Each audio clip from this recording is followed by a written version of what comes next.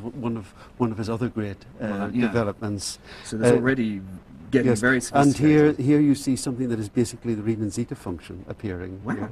gosh. That's very impressive.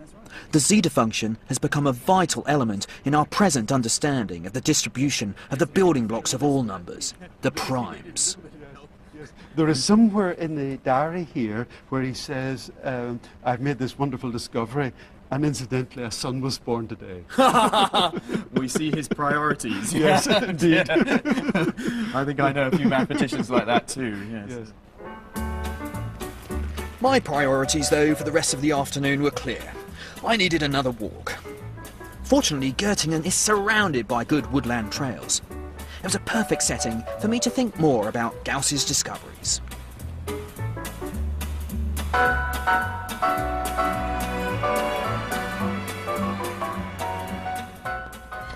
Gauss's mathematics has touched many parts of the mathematical world, but I'm going to just choose one of them, a fun one, imaginary numbers. In the 16th and 17th century, European mathematicians imagined the square root of -1 and gave it the symbol I. They didn't like it much, but it solved equations that couldn't be solved any other way. Imaginary numbers have helped us to understand radio waves, to build bridges and aeroplanes. They're even the key to quantum physics, the science of the subatomic world. They've provided a map to see how things really are. But back in the early 19th century, they had no map, no picture of how imaginary numbers connected with real numbers. Where is this new number? There's no room on the number line for the square root of -1. I've got the positive numbers running out here, the negative numbers running here. The great step is to create a new direction of numbers, perpendicular to the number line. And that's where the square root of -1 is. Gauss was not the first to come up with this two-dimensional picture of numbers, but he was the first person to explain it all clearly. He gave people a picture to understand how imaginary numbers worked. And once they developed this picture, their immense potential could really be unleashed. Morgen, ein Kaffee bitte? Yes, okay. His maths led to acclaim and financial security for Gauss. He could have gone anywhere, but he was happy enough to settle down and spend the rest of his life in sleepy Göttingen. Unfortunately, as his fame developed, so his character deteriorated.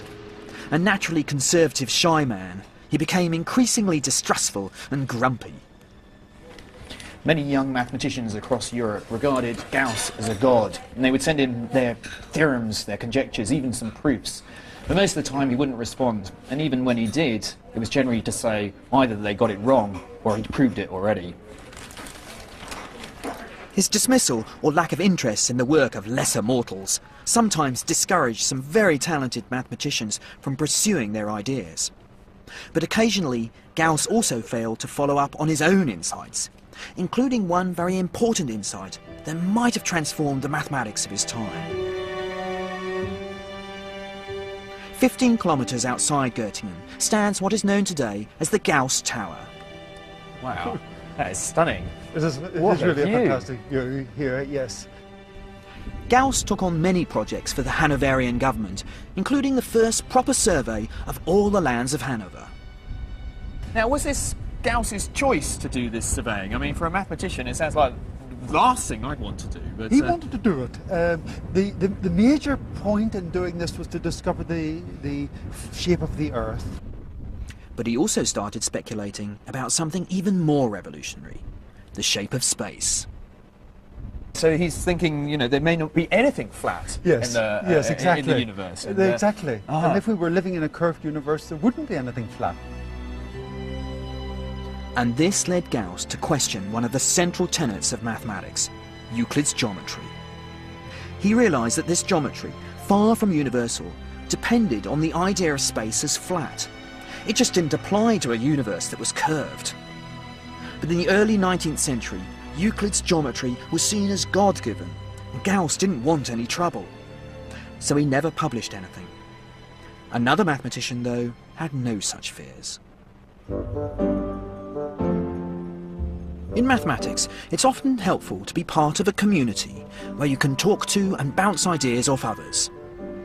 But inside such a mathematical community, it can sometimes be difficult to come up with that one idea that completely challenges the status quo. And then the breakthrough often comes from somewhere else. Mathematics can be done in some pretty weird places. I'm in Transylvania, which is fairly appropriate because I'm in search of a lone wolf. János Bolyai spent much of his life hundreds of miles away from the mathematical centres of excellence. This is the only portrait of him that I was able to find. Unfortunately, it isn't actually him. It's one the Communist Party in Romania started circulating when people got interested in Bolyai's theories in the 1960s. But they couldn't find a picture of János, so they substituted a picture of somebody else instead. Born in 1802, János was the son of Farkas Bolyai, who was a maths teacher. He realised his son was a mathematical prodigy, so he wrote to his old friend Carl Friedrich Gauss asking him to tutor the boy. Sadly, Gauss declined. So, instead of becoming a professional mathematician, János joined the army. But mathematics remained his first love. Maybe there's something about the air here because Bolyai carried on doing his mathematics in his spare time. He started to explore what he called imaginary geometries, where the angles in triangles add up to less than 180. The amazing thing is that these imaginary geometries make perfect mathematical sense. Bolyai's new geometry has become known as hyperbolic geometry. The best way to imagine it is a kind of mirror image of a sphere, where lines curve back on each other. It's difficult to represent it, since we're so used to living in space which appears to be straight and flat. In his hometown of Tirgamuris, I went looking for more about Bolyai's revolutionary mathematics. His memory is certainly revered here. The museum contains a collection of Bolyai-related artefacts, some of which might be considered distinctly Transylvanian. It's still got some hair on it. It's kind of a little bit gruesome. But the object I like most here is a beautiful model of Bolyai's geometry. I mean, you've got the shortest distance between here and here. If you stick on this surface, it's not a straight line, but this curved line which sort of bends into the triangle. So here's a surface where the shortest distances which define the triangle add up to less than 180.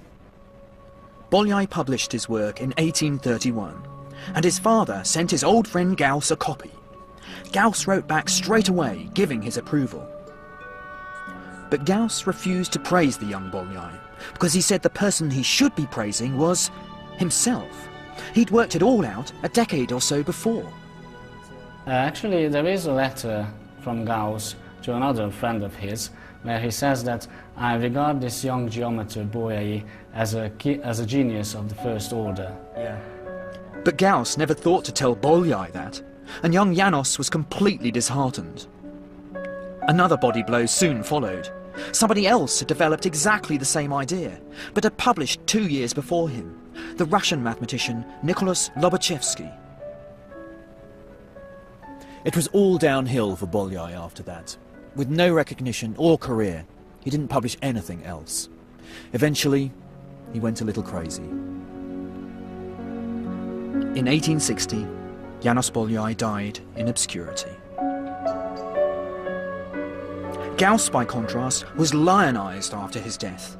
A university, the units used to measure magnetic induction, even a crater on the moon would be named after him. During his lifetime, Gauss lent his support to very few mathematicians. But one exception was another of Göttingen's mathematical giants, Bernhard Riemann.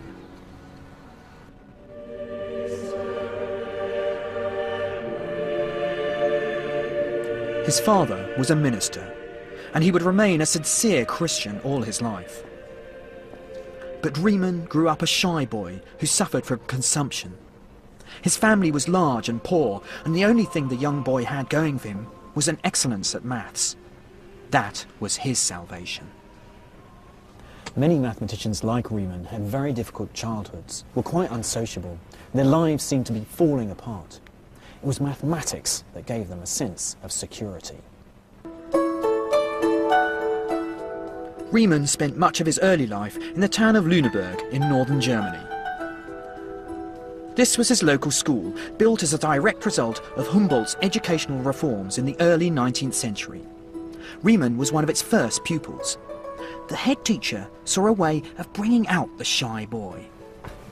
He was given the freedom of the school's library. It opened up a whole new world to him. One of the books he found in there was a book by the French mathematician Legendre, all about number theory. His teacher asked him how he was getting on with it. He replied, "I've understood all 859 pages of this wonderful book." It was a strategy that obviously suited Riemann because he became a brilliant mathematician. And one of his most famous contributions to mathematics was a lecture in 1852 on the foundations of geometry. In the lecture, Riemann first described what geometry actually was and its relationship with the world. He then sketched out what geometry could be, and mathematics of many different kinds of space, only one of which would be the flat Euclidean space in which we appear to live. He was just 26 years old. Was it received well? I mean, did people recognise the revolution? There was no way that people could actually make these ideas concrete. Right. That only occurred 50 years after this, 60 years after this, with Einstein. With Einstein. So Yes. this is the beginning, really, of the revolution, which ends with Einstein's relativity. Exactly, in here. yes, yes. Riemann's mathematics changed how we see the world. Suddenly, higher dimensional geometry appeared. The potential was there from Descartes, but it was Riemann's imagination that made it happen. Well, he began without putting any restriction on the dimensions whatsoever. This was something that was actually quite new in his way of thinking about things. And somebody like Bolyai was really thinking about, new geometries, but new two-dimensional geometries. New two-dimensional geometries. Right. Riemann then broke away from all the limitations of 2 or 3 dimensions and began to think in higher dimensions. Right. And this was quite new. Yeah. Multi-dimensional space is at the heart of so much mathematics done today. In geometry, number theory, and several other branches of maths, Riemann's ideas still perplex and amaze. He died, though, in 1866. He was only 39 years old. Today, the results of Riemann's mathematics are everywhere. Hyperspace is no longer science fiction, but science fact. In Paris, they've even tried to visualize what shapes in higher dimensions might look like. Just as the Renaissance artist Piero would have drawn a square inside a square to represent a cube on the two-dimensional canvas, the architect here at La Défense has built a cube inside a cube to represent a shadow of the four-dimensional hypercube.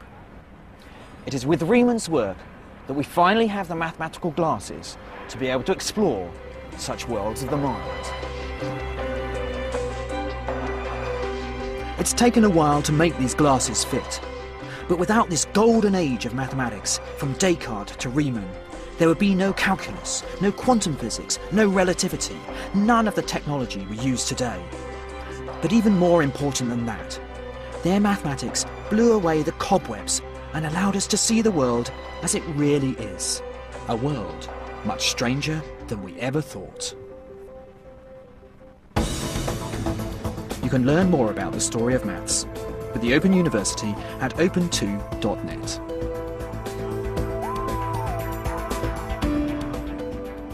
Another episode of this program airs next week on TVO.